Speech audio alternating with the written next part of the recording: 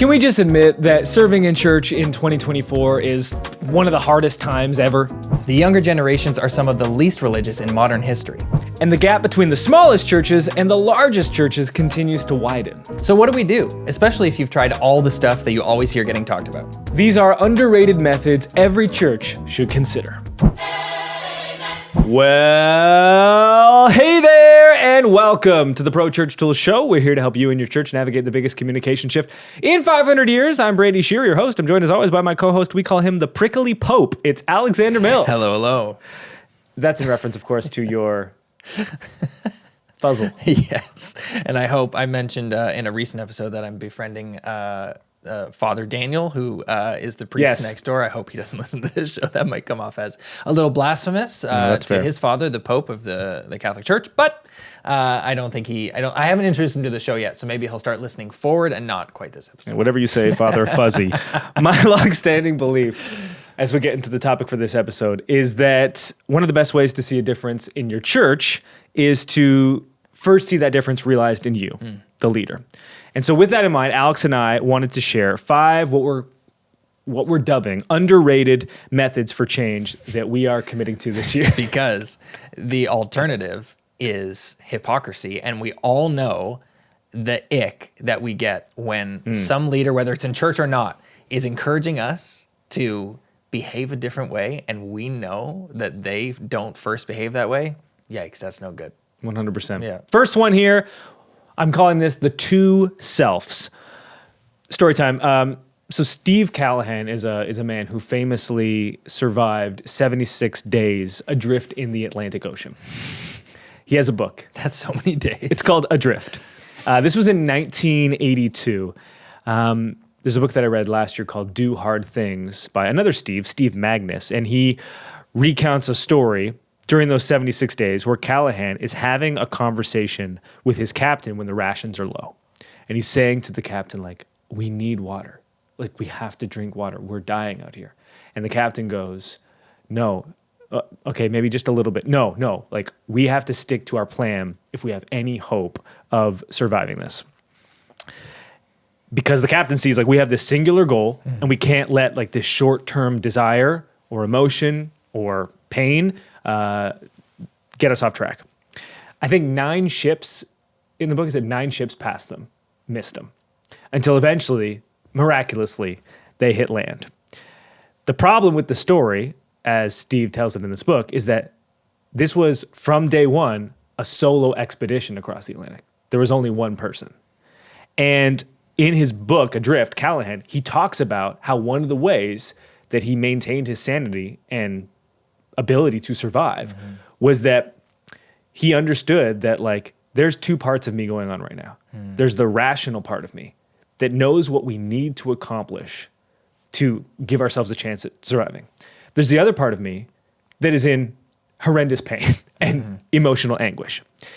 And what we're starting to learn about neuroscience, according to this book by other Steve, is that that's not just true when you're maybe going insane on a raft.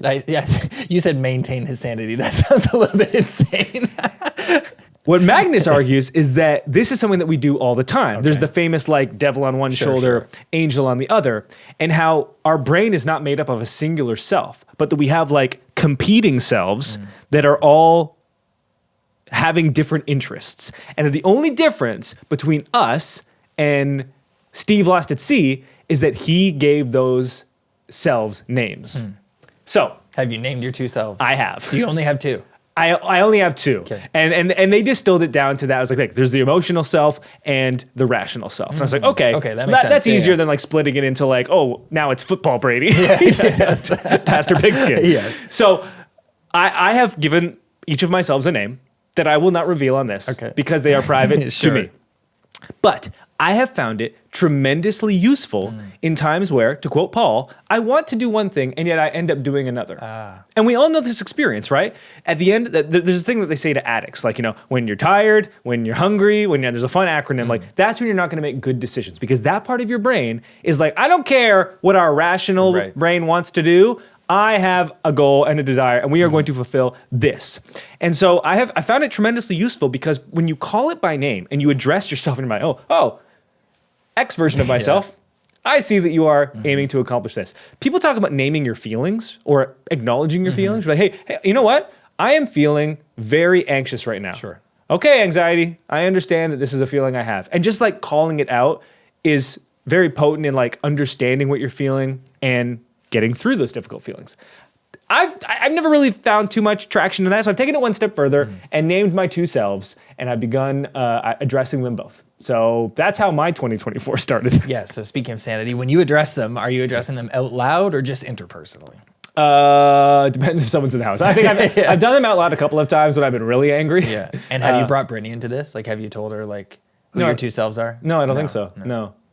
Not because I'm embarrassed, though I am. More because she'd be like, okay, I don't care. Yeah. Yeah. That's fascinating. So I was on board, not all the way. Sure. But I got all the way on board when... Is that a pun? Yes. When you mentioned the rational and the emotional self, because I was curious, like, how many selves are there? What is a valid self? What's not a true self? But that makes a lot of sense to me. And I'm curious because I know my wife, her most prominent self is her emotional self, and my most prominent self is my rational self. And I'm curious, like, what brings that? You don't have the answer to this, but I'm just wondering aloud, like, why do some of us lean to one side or the other? What brings out the shadow self? So for me, like the emotional self, well, I was preaching on Sunday and I properly cried in the middle of my sermon, was not intending to. And somebody came up to me after the service and she said, I see your tears. And I said, thank you. I said, that's funny though, because I don't ever cry anywhere else. I'm like, I only cry here. And I was like interrogating that a little bit afterwards, wondering like, why do I only cry when I'm preaching the gospel? I don't have a reason for that. I have more interrogation to do. But it seems that for me, I mostly operate in my rational self. But for whatever reason, when I'm preaching the gospel, my emotional self shows up. Well, surely, and both of the selves matter. Yeah. And so giving them names, acknowledging them, wow, the more I talk about this, the less I like it, or the less I feel comfortable sharing it.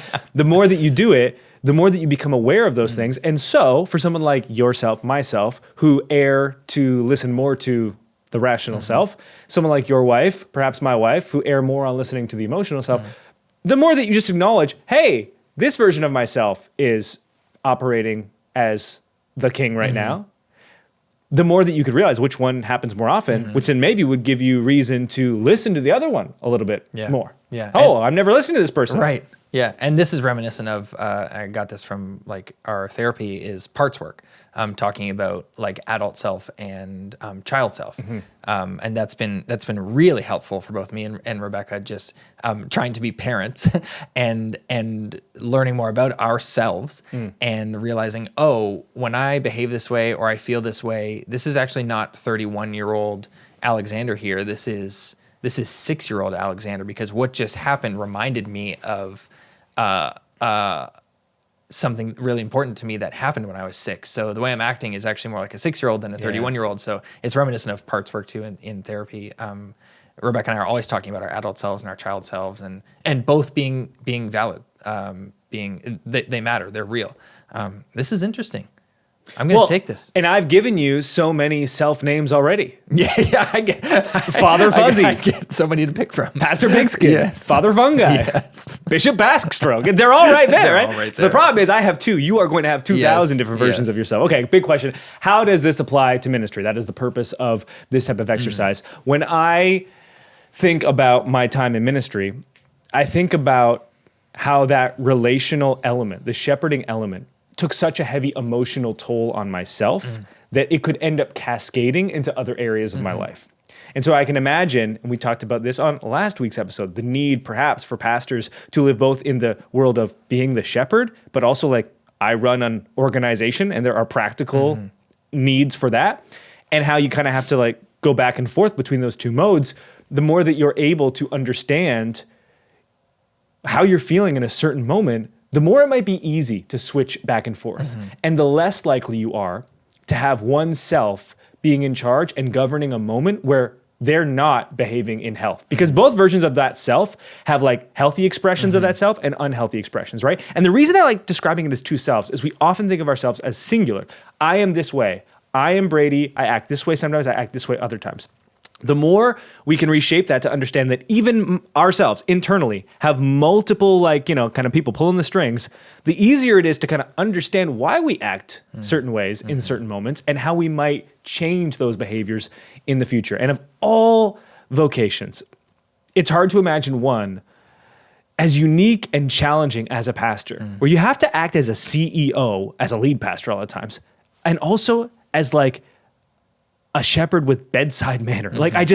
Incredibly challenging. The more we're able to kind of call out our own internal motivations, the more we can hopefully shape our behavior in ways that are honoring to God. Yeah, and for pastors, and not just pastors, a lot of folks who work in church, often that space demands of you to be the helper or the caretaker of the bodies and souls, the spirits of the people who are in the room or in the community.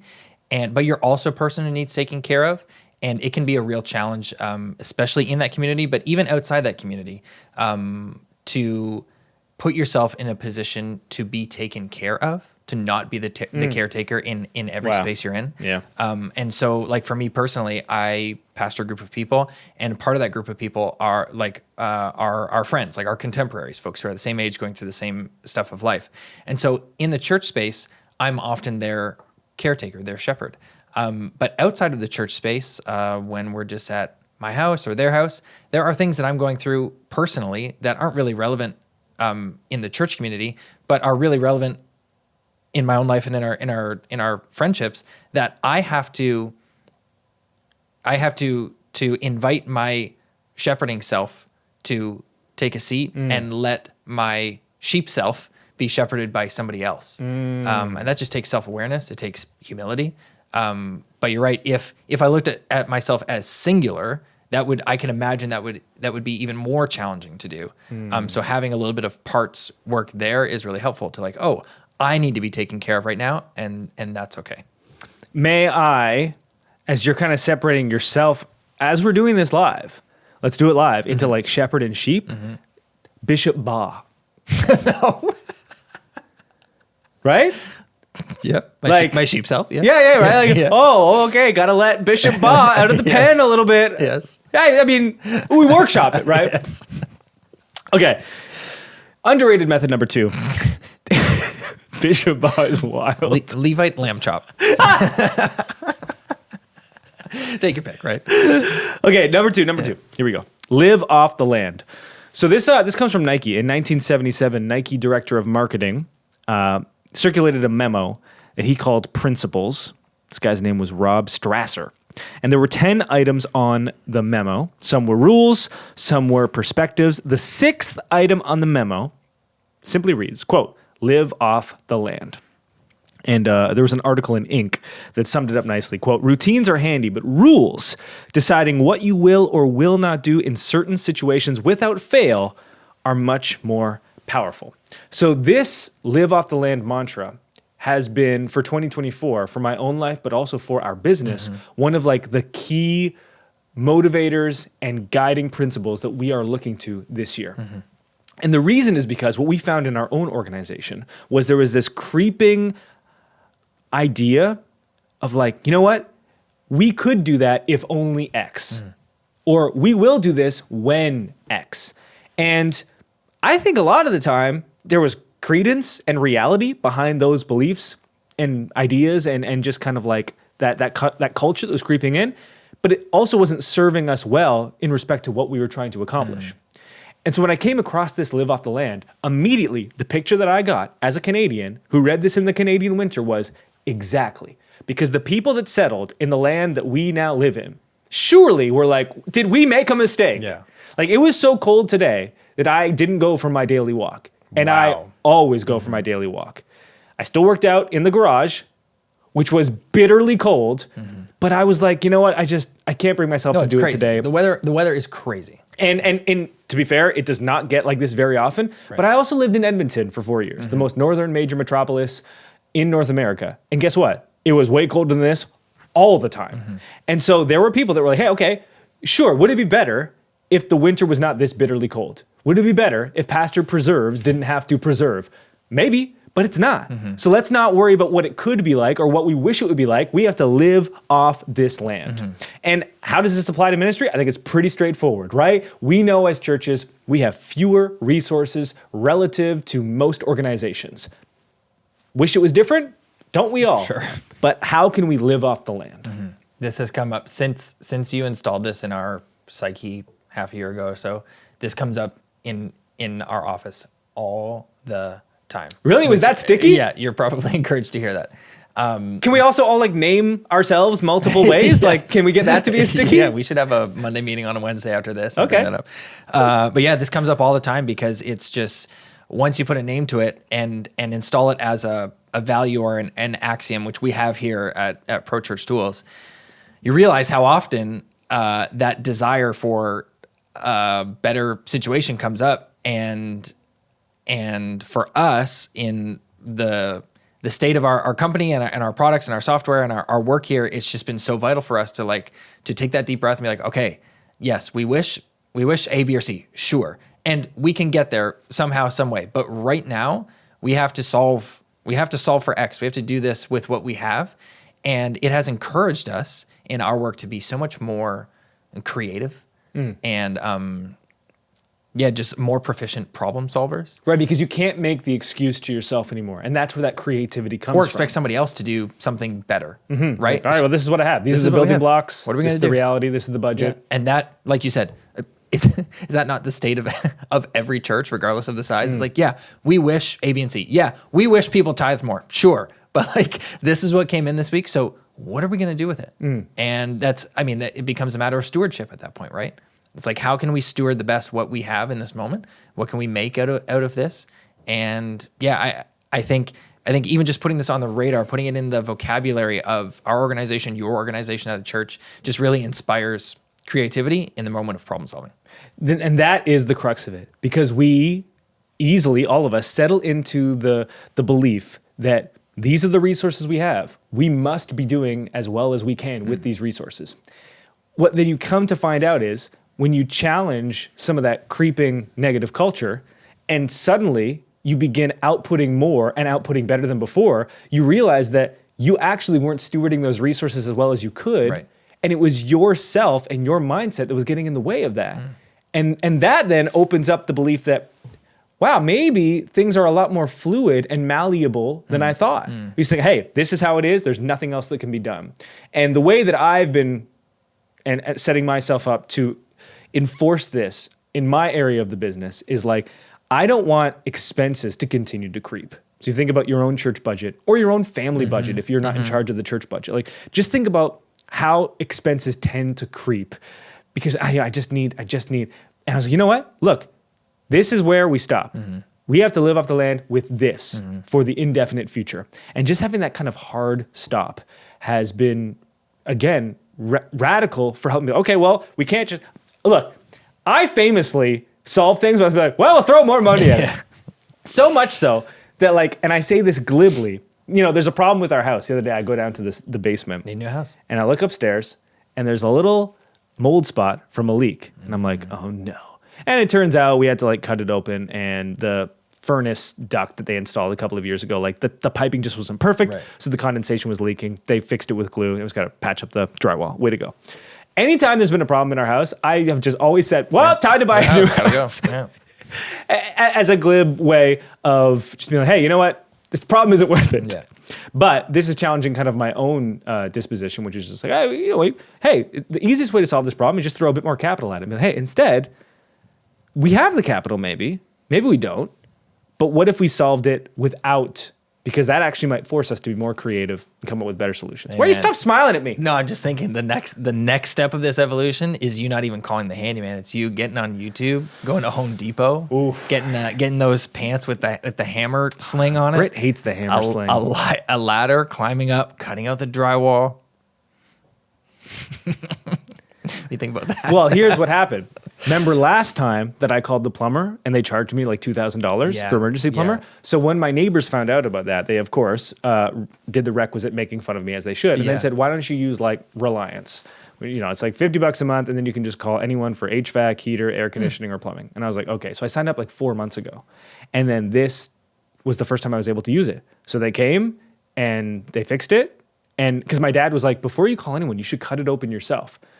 And I was like, well, I have the ability to call, because I didn't know who to call. I was like, it's a leak, but I almost certainly know it's from the furnace. So do I call HVAC or do I call a plumber? Right. So we called the plumber and $0 because we paid for the monthly subscription. And he's like, if there's a problem after we glued it, call HVAC and they'll come and replace the pipe. Also $0 because of the subscription. Wow. So I knew I kind of had that as a fallback because last time I made such a terrible error. So I am getting better. Yeah. But you're prophesying a bit too far in the future at this point. Like, one step at a time. Yeah. I gotta do writing, I could write. That's right. Yeah. Or I could. Again, matter of stewardship. You have a company to run. Yeah. You have stuff to write. Yeah. And if the more I focus on that, the less time we get to spend together. Exactly. And that time already is very small. Yes. Yeah. So we got to make use of it when we can. All right. Number 3, third underrated method, daily ribbons. Thanks for not putting any notes for this. So I purposely did this. I want you to tell the listeners what you think daily ribbons is. If you are at home, Okay. and I'm imagining, like, you know how when you have a toddler and you want them to stay in bed, you make like a little chart with stickers? Yeah. I'm imagining because I can see your office at home, I'm Yeah. imagining that you're congratulating yourself daily with ribbons on the wall for various tasks, like writing an article, launching portraits, getting that off the ground, not spilling your coffee, stuff like that. Hurtful. Ribbon. Okay. That's exactly right. Let me go get the ribbons.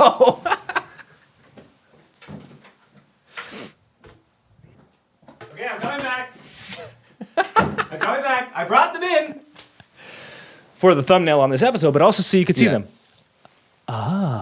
So what these are, Like little Post-its. they're sticky tag notes, but they're like in really small rectangular ribbons. If you're listening, how would you describe this to those that are? It's like if you took a fluorescent Post-it note and cut it into like horizontal strips. Yeah. Yeah. So I famously track a lot of my daily habits. I call them But habits of joy. famously not analog. You do it digitally. Right. And that's true. This is a big change for me, analog. So what I have done is I have kept a food journal for many years. And I weigh basically everything that I put into my body. And I keep track of protein, carbs, fats, calories, fiber, and saturated fat. And I write it down every day. And then if I get off track, I tend to really get off track, especially when I travel. Because although I also famously have weighed raw burger patties in the Athens airport on a scale and any other airport I've been in, that doesn't always work. So I've been at this for a few years. I'm pretty good at estimating calories even when eating out. And what I tried to do was kind of hack my own chemistry and the way that my brain is wired to continue to achieve the same ends, but to do it in a way that's a little more holistic. Okay. Because the problem is that it's all or nothing. If like you miss a gram, you're like, I don't even know what's left. I might as well just go like crazy. So here's how the ribbons work, specifically dedicated to food. I have separated my eating days into 3 categories. There's a green day, an orange day, and what I'm calling a red day, but It's pink. it's kind of pink. A green day is a day where I consume 0 ultra-processed food. It is not related to calories at all. Look at me. It's only related to the quality of food. Okay, so Whole Foods.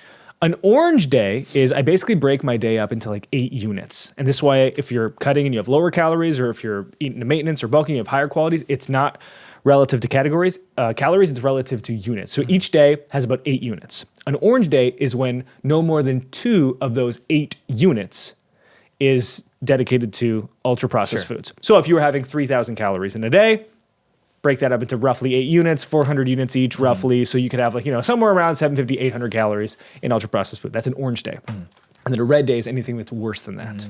And my dark day. goal this year is to have only 12 red days, 1 per month. On a month. Dark day month. And then to have 250 green days, which leaves roughly 100 or so orange days.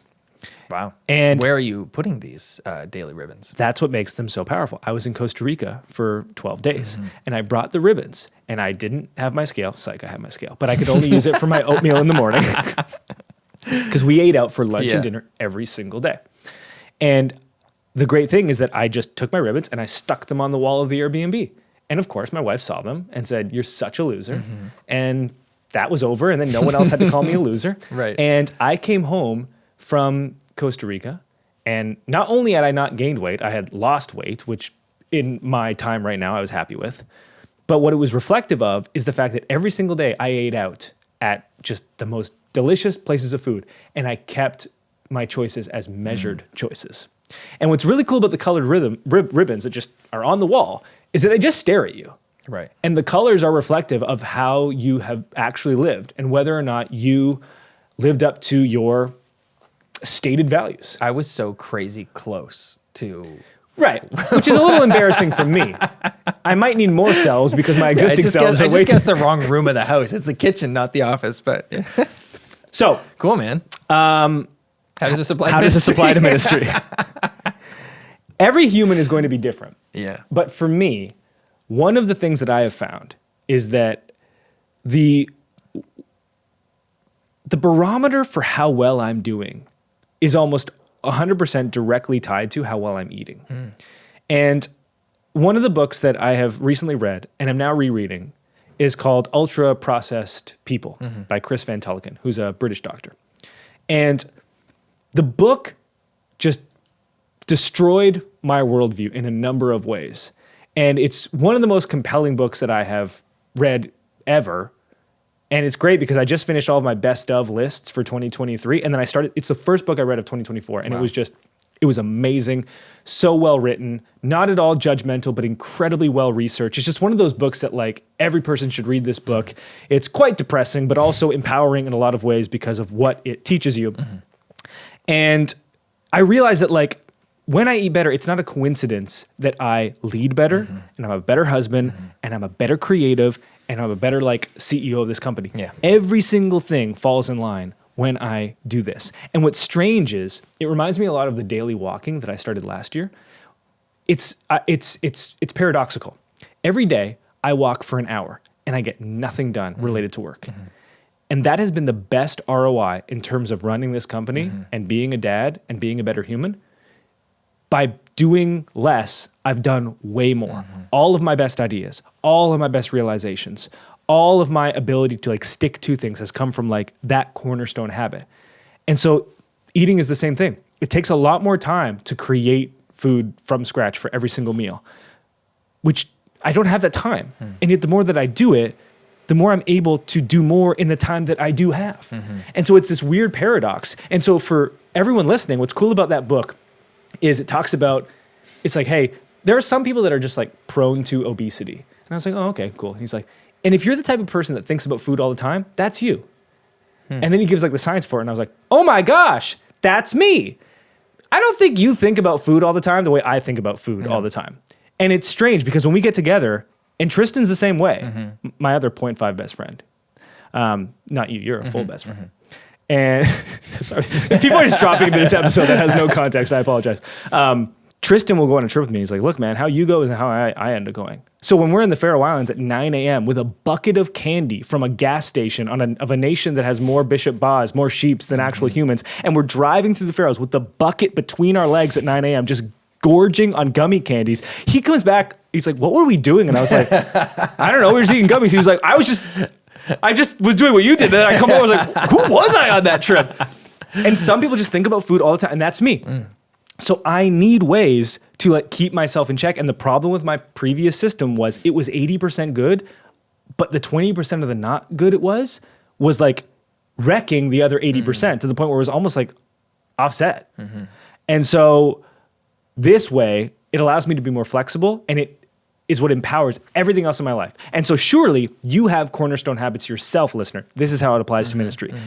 You might have the same obesity, quote unquote, gene, disposition, compulsion that I have, meaning like you just eat.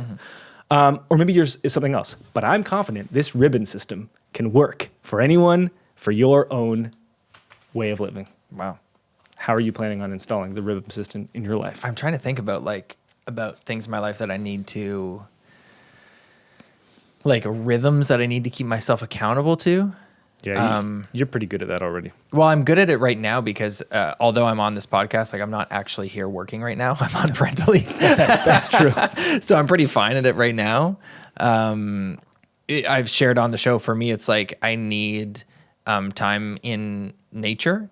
And when it's hunting season, that's easy because our family has this agreement that like when it's hunting season, I spend a lot of time in nature. For the 9 months that it's not hunting season, sometimes I don't spend as much time in solitude in nature as I need to. And I only know that when I'm in a deficiency, right? Which is probably similar to like your physical activity, your walking. Folks who are listening to the show, it's something for them. You usually only notice when you're in a deficiency because you're not your best self. You're not your best father or mother. You're not your best friend. You're just not operating at your full capacity. And unfortunately, that's easy to see in hindsight.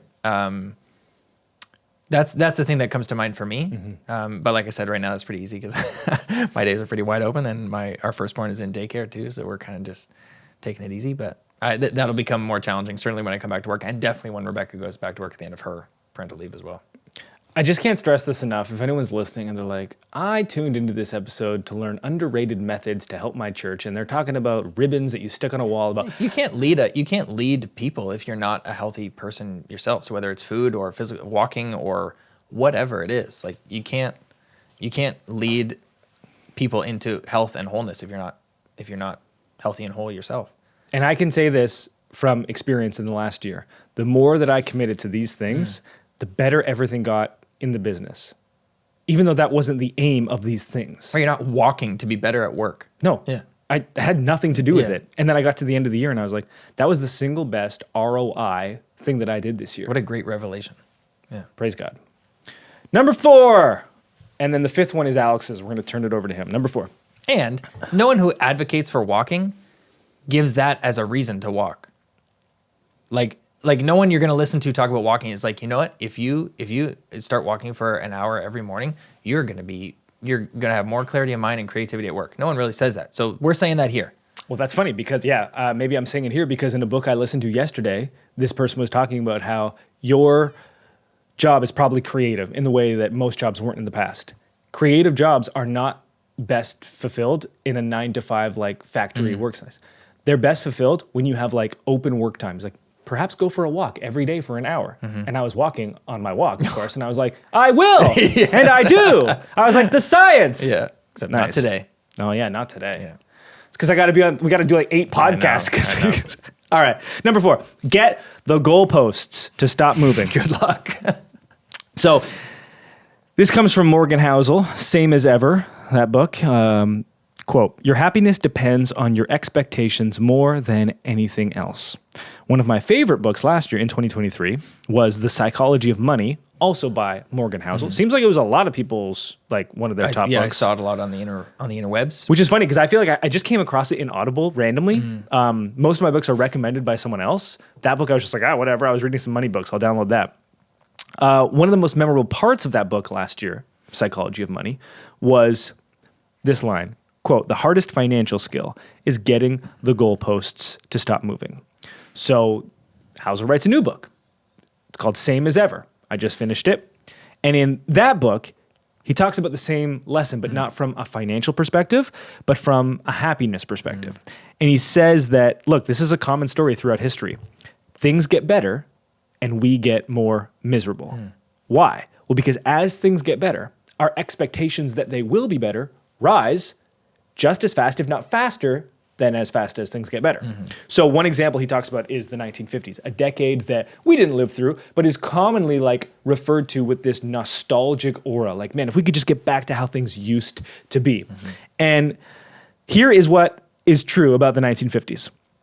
The median income allowed you to live with a single earner, normally the husband, with the wife typically working as a homemaker and roughly 3 children. Okay. That same median income permitted the purchase of modest track housing, 1 late model car, and 1 older one.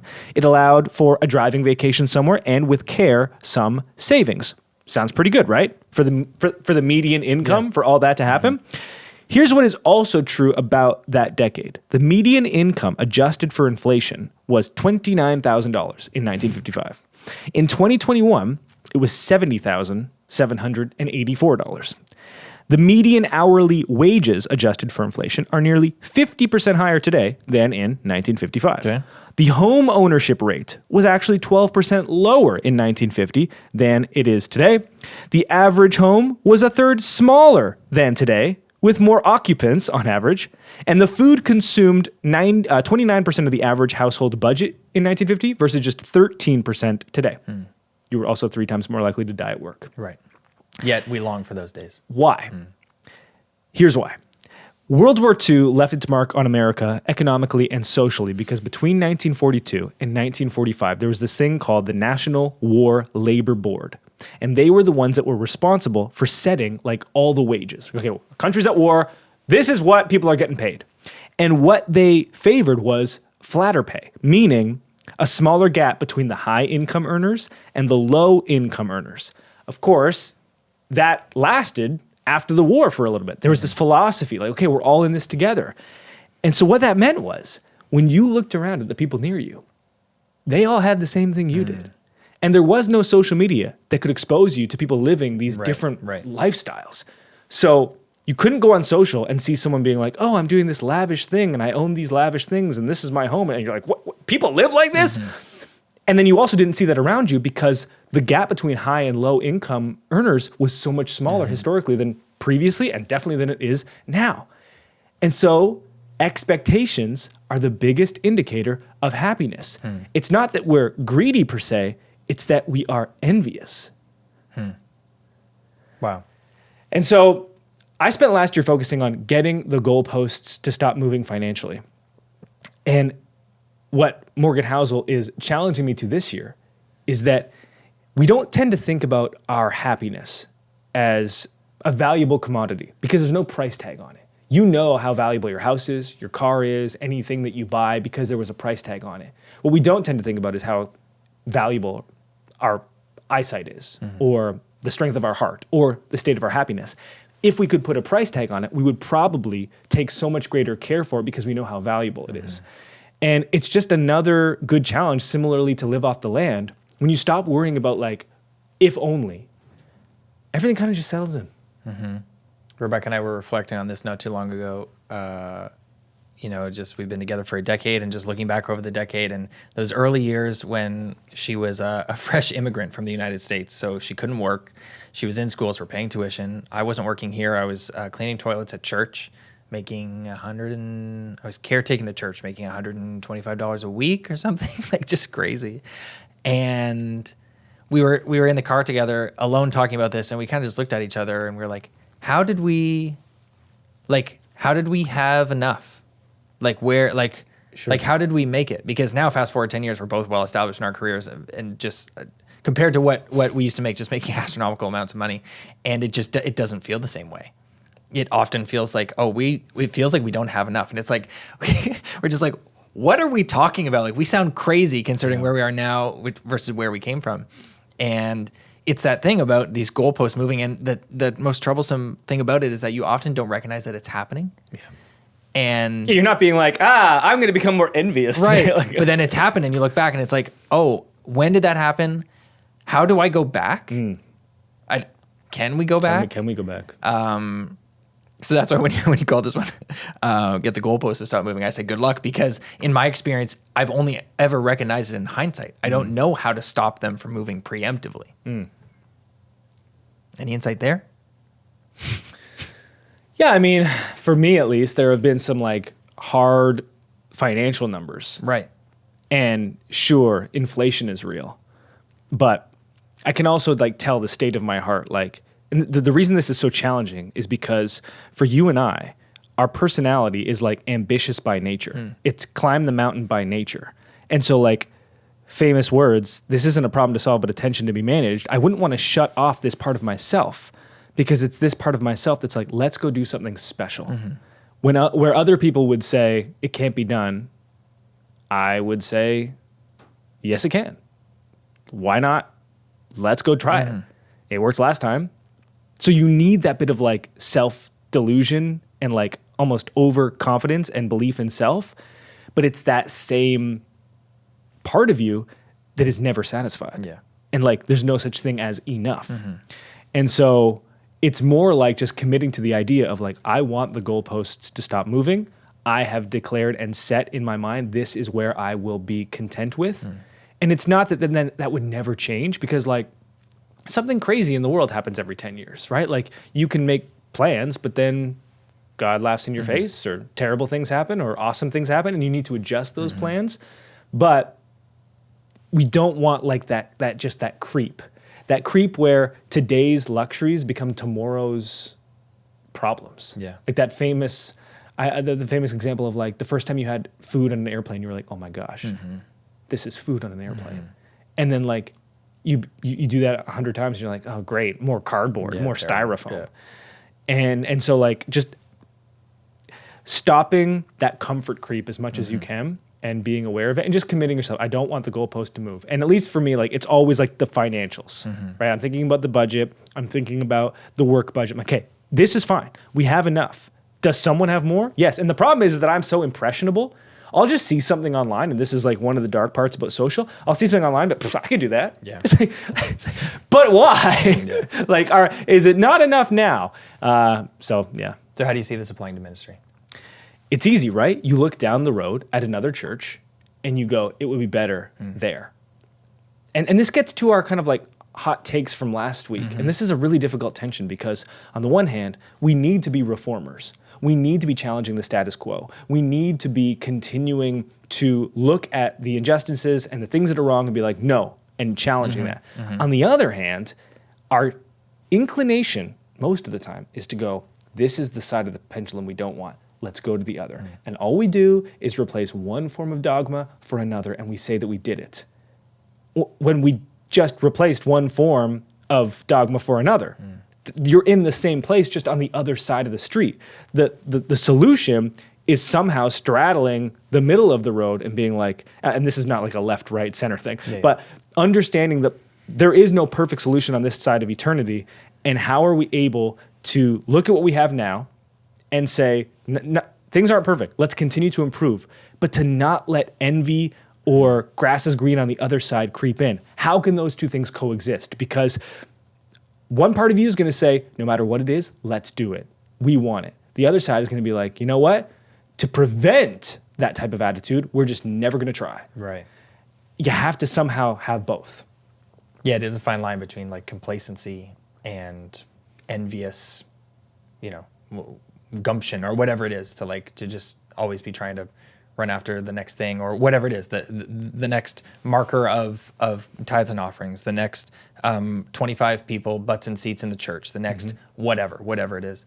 And you said it already with the impressionability of social media. We've alluded to it on this episode and even last week's episode, the impressionability of, due to our connectedness, thanks to the biggest communication shift in the last 500 years, predominantly thanks to the internet. It's a real challenge to see what we see online and not either feel inadequate or feel envious or jealous or whatever. That's if we're being honest, that can be a real challenge. I'm not just in church, but we're talking in the context of church right here, right now. So I mean, maybe even having these conversations just out loud with your team to say, hey, this is how we're trying to be faithful right here, right now. And like, yes, we'd like to do A, B, and C. Yes, we see this. Yes, we want this. But like, we're here with this today. And let's let that be good enough. Even just having that open conversation with your team might be enough to maybe not stop the goalposts from moving, but slow them from moving, keeping each other accountable to stopping them from moving. Because like I said, it happens, it creeps slowly over time, and you don't often see it until it's in hindsight. That's why values are so awesome. They don't solve things. They just say, this is how we want to behave. This is how we want to approach the world.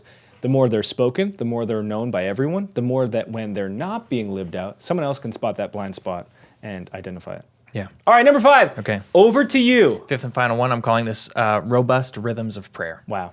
So a couple weeks ago, we're sitting at home doing nothing because we're both on parental leave. And Rebecca said, actually, we weren't sitting at home doing nothing. I was getting ready to go out for a winter walk. I was going to get trail cameras out of the forest. And Rebecca said, hey, we have Aiden's newborn hearing screen today. And I said, oh, I totally forgot. I said, can we just skip that? And she said, you know what, we could, but she's a midwife, so she knows. And she said, we could, but we should just do it. It's routine, we'll just do it. So I went out to the forest. She goes to take Aiden to the hearing screen, and she called me on my my winter walk. And when the phone rang, I knew that she needed something. My phone shouldn't ring when I'm in the forest. And she said, hey, you don't have to freak out. I just want to call and let you know that Aiden failed his first set of hearing screens. And so we're going to do some more screening here. I'll keep you posted. I said, okay. So I hang up the phone and I'm walking in the woods, just kind of wondering like what exactly that means. I know that screening tools are not diagnostics. I know they're screens. And so a little bit of worry sets in, and being out in the woods is actually a good place to kind of wrestle with that. And so I'm walking around and she calls again and she said, hey, so Aiden failed both of his hearing screens. And my first question, like, what does that mean? And I know she doesn't know because she's a midwife, she's a healthcare professional, but she's not a hearing screener. But she was there, and I said, what does that mean? And she said, well, it just means we have to go for like diagnostics testing. This doesn't mean he can't hear, but we do need to go test his hearing proficiency. So they said they would call us with an appointment. Classic. Yeah. So we get home and we start talking about what the implications of this could mean. Okay, he failed his hearing screen. So of course I do what any person or parent really shouldn't do is you get on Google. It's like, why does a newborn fail a hearing screen? And there's not a whole lot of reasons that a newborn would fail a hearing screen. One is like congestion, and the other is basically they can't hear. And he's not congested. So the worry really starts to set in, and we let a day go by, barely a day, and we found the number for the place we're supposed to be referred to, and we called, and they said, hey, we haven't got your referral yet. This is like a Friday. Give it the weekend, call back Monday or Tuesday. So we give it the weekend, and we start doing like crazy stuff at home. We're like snapping by his ears. I was just gonna say that was the first thing I thought. Exactly. Started with a gentle snap, then progressed to like me yelling from the other side of his head when he couldn't see me, like, hey, hey. And then the apex of the insanity was he had just woken up from a nap. Rebecca said, go get a pot and a pan. He's looking the other way, and I'm clanging pots and pans by Aiden's head, and he's not startling. He's not reacting. He can't hear. So I'm like, I'm not prone to worry or anxiety, or certainly not panic attacks. I've never had a panic attack, but that night I was laying in bed in the middle of the night awake because he had just woken up to feed or whatever. And I'm right on the brink of a panic attack. I feel a little bit sick. I can't take a deep breath. Just overcome by worry. And I didn't know what to do. But I found the clarity of mind to do a breath prayer. I couldn't find a prayer to pray. Truthfully, I don't think just praying a prayer would have done much for me in that moment. I needed like a physiological, like parasympathetic thing to take over what my body was going through internally. Right. But I'm a Christian, and I believe in the power of prayer. And so I turned it into a prayer. I did a breath prayer. I breathed in the peace of God. I breathed out the fear of the future. I did that a handful of times, and that worked for me. So fast forward a couple of days, we're through the weekend. We call, they say, not yet. They say it's still a little bit too early. And they ended up calling back later that day, and they said, hey, we can get you in tomorrow. Okay. And that was really overwhelming because we knew that he couldn't hear just based off our little testing at home. But getting the phone call knowing like, oh, we're going to know tomorrow if he can hear or not, that was like a lot. So we endured the rest of that day. The next morning, we sent our oldest off to daycare and then off to my parents. So it was just me and Rebecca and Aiden, and we're like getting ready to go. We're packing. He has to be asleep. He's 8 weeks old. He has to be asleep for the entirety of the test, which is like, I understand why. Now that we've gone through the test, I know why he needed to be asleep. But when we read through the pamphlet, I was like, how are they expecting us to do this? They said in the pamphlet, like, we recommend sitting in the back seat with your child while you drive and bringing a cold, damp cloth to keep them awake. And I'm like, have you ever had a newborn? Like, do you know what this? So we do that. We keep him awake. We get to the place, and we've packed all this stuff, like soothers and blankets, and we packed his big snuggle me thing so he can be comfortable while he sleeps. And I also grabbed a prayer book. It's called To Light Their Way. And it's a prayer book for parents with children. And there's lots of different prayers in there. And there's a prayer in specific called Prayers for When You Receive a Diagnosis. That I knew going into this, that if we were to receive the worst news, I'm not sure I knew exactly what to say or what to pray, but I knew we needed to have words to pray. So I reached for this book. Thank God for that book. And we drove to Hamilton and sat in the parking lot, and we're about to get out.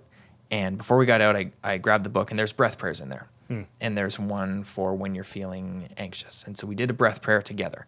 before going into the Children's Health Center. Because by the time you get there and you're about to walk in, like the heart is palpating, you're like feeling anxious, a short of breath again. And so we centered ourselves, Rebecca and I, with this breath prayer.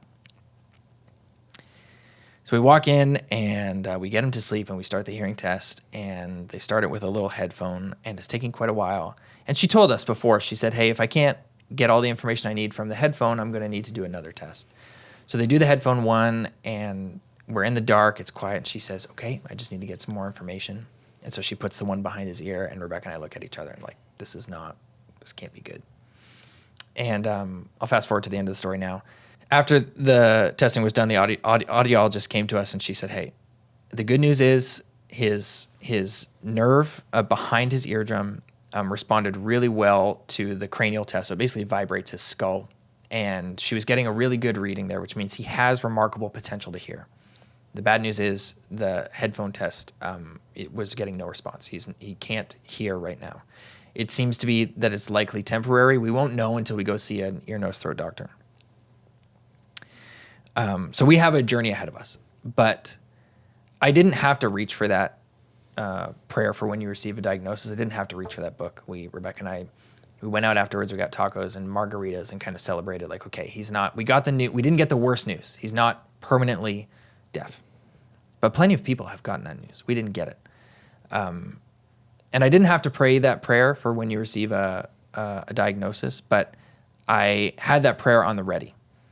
And the reason I share the story and the reason you and I have talked about this, the reason I share the story at church on Sunday is because I have been part of expressions of faith that like really prioritize personal prayer, like go to your prayer closet, be alone with God. Spontaneous prayer in a prayer language that's not English, which honestly, Brady, like I believe are all good things. But some of those expressions of faith have prioritized those expressions of prayer to the point of like demonizing other versions of prayer, like ancient prayers, written prayers, books of prayer. And over the last year at our church, we have been on a journey of like learning how to pray via the Psalms. And so we actually open every worship service by collectively praying a psalm together. No music, no nothing. We put the words up on the screen and we pray through the Psalms together. And we're learning how to pray because the Psalms are the prayer book of Israel. They always have been, they always will be. We've just lost that a little bit in Western Christianity. We're trying to reclaim that. We're not alone in that. There's plenty of churches trying to do that. And we're in this like school of prayer in the Psalms, and learning how to pray via a prayer book has been so helpful, not just to me personally, but to our church community. And so we're talking about this, things that we need to model here first going on into 2024. And these prayers of old, these prayers of saints, these prayers of modern people. The woman who wrote this book, her name's Kayla Craig. The book is called To Light Their Way. For any parents listening to the podcast, it's like, in some ways, it's saving us. It's giving us language when parenting is hard. And we're just learning that that's okay. It's okay to not have the words to pray for yourself and to have to reach for words from someone else to pray for your own family or your own church. And I've gotten feedback from our church as we've been praying through the Psalms that it's been so helpful. It's given them language to pray when they're in the valley of the shadow of death, which anyone familiar with the Psalms knows that phrase is actually language from the Psalms. Like it gives us language to navigate the mountains and the valleys of life. And it's often in the valleys where we need to grasp for language, where we often don't have many words to say. And so, learning a robust rhythm of prayer. So yes, time and space for personal prayers, time and space for spiritual prayers, of course, spontaneous prayers, absolutely. But when life throws you a curveball and you don't have either the faith or the energy or the space to come up with a prayer on your own, reaching for prayers of other people has been a lifeblood for us. So robust rhythms of prayer. Alex shared a really good thread on X about this. And the way that it started was I had one of those moments where my wife and I are confronting something and we thought our life might change forever on this day. And I think we've all been like in a few of those moments. Every one of us has had a few of those moments where you're like, am I on the precipice of like things changing? And that language gripped me because that's how I always think about things. I don't know if it's like healthy. I'm like, the trajectory of my life could be forever different. If this goes this way, it'll be the same if it goes this way. and just the weight of that. And I remember having that same like panic attack feeling. I never would have thought it was a panic attack. Maybe it was. I don't know. It was last Christmas. And I remember like just you feel like your whole body's tensing up and you don't have control over it. And that's why that breathing prayer, the one that you said, is so profound. Like I want to repeat it, which is I'm breathing in the peace of God. I'm breathing out fear of the future. Like, I need this in me and I need this other thing out of me. And I'm not proud to say this, but like normally how I respond to those things is I have this vision in my head of me clutching a baseball bat and I'm just taking it and I'm slamming it against a cinder block over and over and over again because it feels cathartic. When I have all this like pent up fear, anxiety, rage, whatever it might be, to just imagine myself like just like taking it all out. It's like it's exiting my body. I would posit. That's one way. Perhaps a more healthy version of that would be to embrace that prayer that Alex just shared. And the reason I wanted him to close out this episode with that is because it's something that every one of us can take as a practical thing that we can all start implementing. Whether you're feeling like you're in that moment where life could forever change on this day, at this appointment, in this meeting, at this interview, or just like things are not as enjoyable right now as they could be. And it's the minor stresses of life, which we know play just as problematic of a role on our physical body and our mental faculties as those big things do. Sometimes those big things, our bodies protects us from them because like they're so big, like we actually can't process them. But all of those little ones, like the death by 1,000 paper cuts. And so we can use that in those rhythms also. I feel like this is actually one of my favorite episodes that we've done in a long time. And I'm really glad that you were willing to share that. Yeah, of course. And for everyone that's listening, make sure to keep little Aiden in your prayers. Thanks. Alex and Rebecca, you know, depending on when you listen or hear this episode, we might know a lot more or nothing more about, you know, what's ahead for them.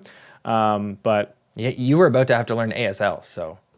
Yeah. Oh, you know, I was like, Mitch is ready. Mitch is ready to go. Yeah. You know, Mitch our first employee used to volunteer at a deaf hearing camp for Christians, or maybe run by Christians. Yeah. I don't think you had to be a hearing impaired Christian to be there. It's about to. Those are the worries, man. Like that. Yeah, that's the first thing you think of, right? Like, if my life's about to change forever, does it mean that? Like, I always think about those practical things, like maybe as a distraction almost from like, you know, the worry. But wow. There's a meme in NBA basketball culture of Adam Silver, the commissioner, and like it's just him going, "Get ready to learn Japanese, baby." And the meme is about like a player who is no longer good enough for the NBA, and so they're about to play in like a secondary league. Yeah. I don't know why I'm thinking about that. I'm just imagining Adam Silver, get ready to learn ASL, baby. What a bizarre note to close on this episode. You can tell how uncomfortable I am closing on this type of subject matter. But thank you all for your time, attention, and trust, as always. We'll talk to you next week. Lord, if you could just meet me in my incredible, incredible darkness, I'd appreciate you.